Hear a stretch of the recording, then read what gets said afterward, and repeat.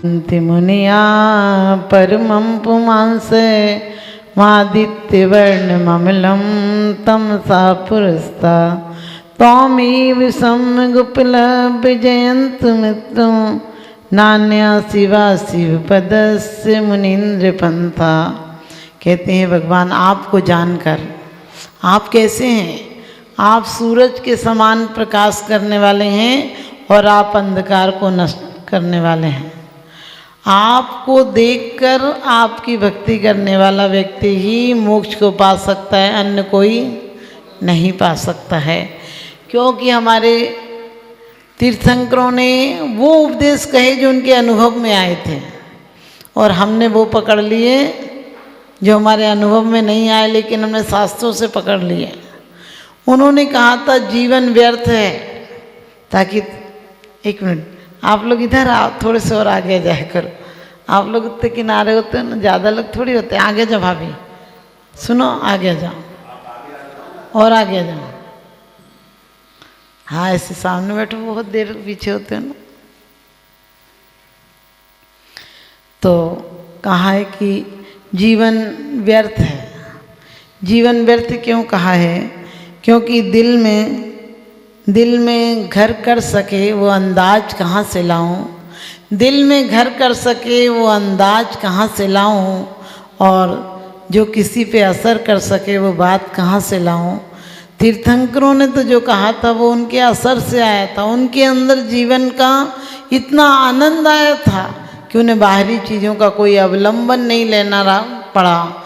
क्योंकि कहते भी हैं कि भगवान तुम सुंदर सर्वांग सत्व समरथ नहीं कोई, भूषण वसद गदादि ग्रहण काहे को होए।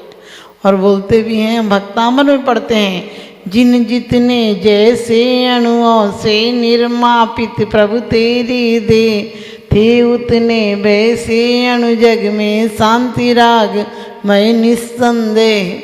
कहते जितने तन के परमाणु थे वो भी आप में सर्वश्रेष्ठ परमाणु आप में थे, और जितने मन की वर्गणाएं शुभ हो सकती थी वो आपके अंदर थी, और आपका आचरण शुभ था। कृष्ण जी को मोर मुकुट से पहचानते हैं, उनके लिए कहते हैं मोर मुकुट लगाए आप सुंदर लगते हो। रामचंद्र जी को कहते हैं आप पीतांबर से सुंदर लगते हो। जीसस को कहते हैं कि तुम्हें सूली चढ़ी इसलिए तुम महान हो। लेकिन महावीर भगवान के लिए कोई बाहर चीज़ों का कोई अवलंबन नहीं है। उन्होंने अपने आप को सुंदर बनाया, और अपने आप को सुंदर बनाने के साथ साथ उनका जीवन इतना उज्जवल था कि उस समय उन्हें देखकर हजारों लोग प्रभावित हो जाते थे। उनकी प्रसन्नता को देखकर हम विपन्न हैं, हम मंदिर में आ रहे हैं लेकिन फिर भी उदास हैं। कभी सोचा हम महावीर के भक्त कैसे हो सकते हैं? उन्होंने उसी चीज़ को अनुभव करके स्वर्ग के सुख को भी ठुकरा दिया, सर्व संपत्ति को ठुकरा दिया, और हम विपन्न हैं, हम उदास हैं, हम निराश हैं, हम जीवन में बहुत सारी समस्याओं को लिए हैं। हमारे जीवन में कोई अपना सौंदर्य नहीं, सब उधार का सौंदर्य है, या तो रिश्तेदारों का है और या फिर किसका है, सामान का है। सुंदरता आभूषणों से, लेकिन गुणों से जो सुंदर होता है वही सच्चा सुंदर होता है। उन्होंने कहा था ये जीवन व्यर्थ है ताकि तुम जीवन के अर्थ को पा सको। उन्होंने कहा था जीवन पाप का कारण है ताकि तुम पुण्य में जा सको। उन्होंने कहा था कि जीवन मौत के पास पहुंच जाता है ताकि तुम मौत को बदल सको, मृत्यु पे जय प्राप्त कर सको। लेकिन हमने क्या किया, मौत से डर के, भय से डर कर बहुत सारे इंतजाम कर लिए, पैसे का, परिवार का, प्रतिष्ठा का, सब कुछ का इंतजाम कर लिया, धन का इंतजाम कर लिया। क्यों कर लिया? कि वो हमें बचा लेगा, वो हमें रोक लेगा। लेकिन मौत आएगी तो न धन काम आएगा, न परिवार काम आएगा, न पैसे काम आएगा। क्योंकि पैसे से सब लाया जा सकता है लेकिन पैसा ले जाया नहीं जा सकता है। पैसा सब कुछ ला सकता है लेकिन पैसा आपको कहीं लेकर नहीं जा सकता है, या पैसे को आप लेकर नहीं जा सकते हो। जब एक देश की करेंसी दूसरे देश में नहीं चलती है तो यहाँ का धन वहाँ क्या काम आएगा स्वर्ग में। यहाँ का धन नहीं आएगा काम। इसलिए हमें क्या करना है, हम लोग आकांक्षा देखो हमारी कितनी है, बोले एक बेटा तो होता, क्योंकि वो वंश को चलाएगा, वंश की इतनी चिंता है। बोले एक बेटा होता तो नाम तो चलाता, नाम के पीछे भी आपने विचार किया, वो अहंकार है आपका। लगता हम तो मर जाएंगे, हमारे नाती पोतों में हमारा कुछ तो अंश रहेगा, हमारे ही तो रहेंगे, हमारा रक्त श्रोणित कुछ भी रहेगा, जो हमारे बच्चों में था वो उनके बच्चों में भी हमारा इतना सा अंश होगा। लेकिन अंश होगा, अरे इस वंश की तरफ भी ध्यान दो जो 2500 वर्ष के बाद भी अक्षुण्ण रूप से चल रहा है। वो कौन सा वंश है? वो महावीर भगवान का वंश है। शादी नहीं की उसके बाद भी वंश चल रहा है, हम उस वंश के हैं। क्योंकि कहते हैं हम उन्हें रुलाएंगे जिन्होंने हमें रुलाया है, हम उन्हें भगाएंगे जिन्होंने हमें भरमाया है। हम किसी कायर के नहीं, हम तो महावीर के बेटे हैं। वो करके दिखाएंगे जो इन्होंने करके दिखाया है। लेकिन हम व्यर्थ की कितनी बातों में उलझे रहते हैं जिनसे कोई औचित्य नहीं निकलता है। हम उनसे सुखों की उम्मीद करते हैं जो सिर्फ दुख देते हैं। क्योंकि ध्यान रखना, हमने बहुत उम्मीदें की थी बच्चों से कि बच्चे हमें सुख देंगे, लेकिन विचार करना कभी कभी कि जैसे ही वो अपने परिवार से बनते हैं उसके बाद आपको तो एक बोझ समझ कर रह जाते हैं। क्योंकि मैंने हवा के शौक़ से खोली थी खिड़कियाँ, मैंने हवा के शौक़ से खोली थी खिड़कियाँ, सारी गली का गंध मेरे घर में आ गया। तमाम जिंदगी हमने उन पर एक ही खुशियाँ निछावर की थी। आप लोग सौभाग्यशाली हो, आप लोगों के बच्चे फिर भी ठीक हैं।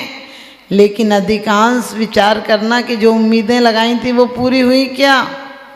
हमने सोचा था बच्चे बड़े हो जाएंगे फिर हम निश्चिंत हो जाएंगे, निश्चिंत हुए क्या?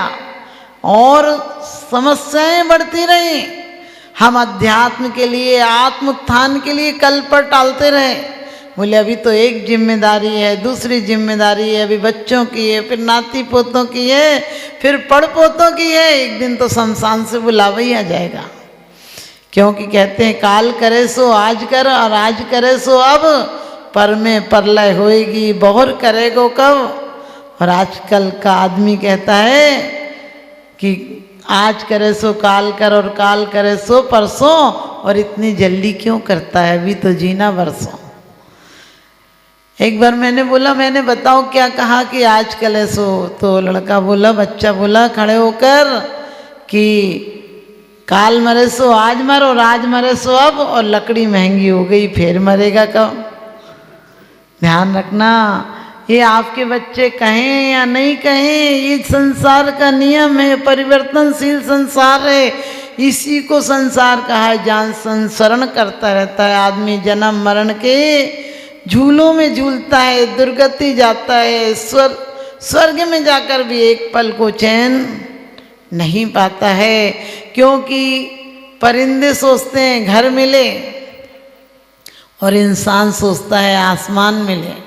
इंसान ऊपर उड़ान के सोचता है, अरे उठना है तो महावीर भगवान ने यही तो कहा था कि तुम इतने ऊंचे उठना कि जहाँ के ऊपर कोई राह नहीं है, जहाँ सिद्ध शिला से कोई वापिस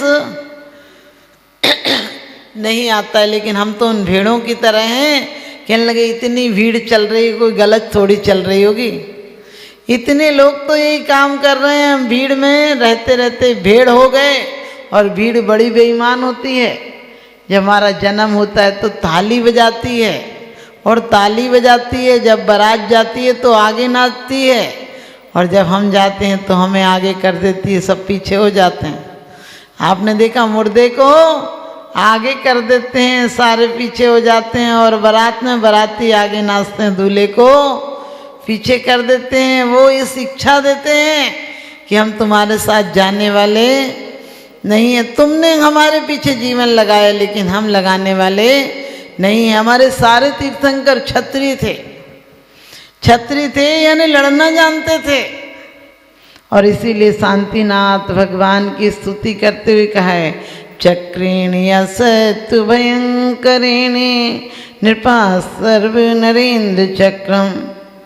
क्या कहा है, चक्रेण शत्रु भयंकरेण जित्वा नृपा सर्व नरेंद्र चक्रम समाधि चक्रेण पुनर्जगाय मोहोदया मूर्ध दुर्जय मोह चक्रम। आपने क्या किया था कि जो मोह चक्र है, आप जब घर में थे तो आपके सामने महाउदय से पंच कल्याणक द्वारा आपका जन्म हुआ था, और उसके बाद आप राज्य अवस्था में आए तो आपने क्या चक्र रत्न के द्वारा सर्व राजाओं को नम्रीभूत कर दिया, और आप मुनि हुए तो धर्म रूपी दया रूपी चक्र आपके सामने चलने लगा।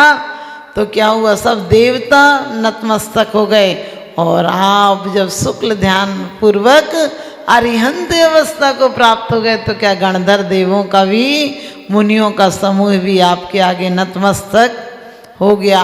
हमें ऐसी सत्ता पाना है, ऐसी सत्ता क्या पाना है जो औरंगजेब, हिटलर और सद्दाम हुसैन सत्ता पाते हैं फिर सजा भी पाते हैं, सत्ता पाते हैं फिर सता कर मार दिए जाते हैं। हमें वो सत्ता नहीं पानी है। हम तो वो सत्ता अपन कहते हैं, ना जियो और जीने दो, ना हम झंझट करेंगे, ना हम किसी को मारेंगे ना मरेंगे। लेकिन हमारे आचार्यों ने कहा है कि समाधि चक्रेन यस्मिन भूदाजन राज चक्रम पूजे मोह प्रांजल मोह चक्रम। कहते हैं आपने राजावस्था में सबको क्या किया था, शक्ति के द्वारा झुका दिया था, और उसी शक्ति को मोह रूपी शत्रुओं को जीतने में भी आपने लगा दिया था। हमने अपनी शक्ति को कहाँ लगाया है, हमने अपनी शक्तियों को कहीं अच्छी जगह नहीं लगाया। एक बार भी ध्यान नहीं आता है। आप लोग बोलते कौन सा शास्त्र पढ़े माता जी, कौन सी माला फेरें। हमने कि आग लग जाए तो माता जी से पूछने आते हो क्या कि कौन सी माला फेरें। आग तो दिखना चाहिए, आग हो नाग हो, कोई चोर हो बदमाश हो, फिर क्या करते हो, अपने आप बचकर निकल जाते हो। लेकिन अपने शत्रुओं से कभी बचने की कोशिश की। घर पर कोई कचरा डाल दे आपका तो आप कहते हो कैसा बेवकूफ था, कचरा डाल कर चला गया।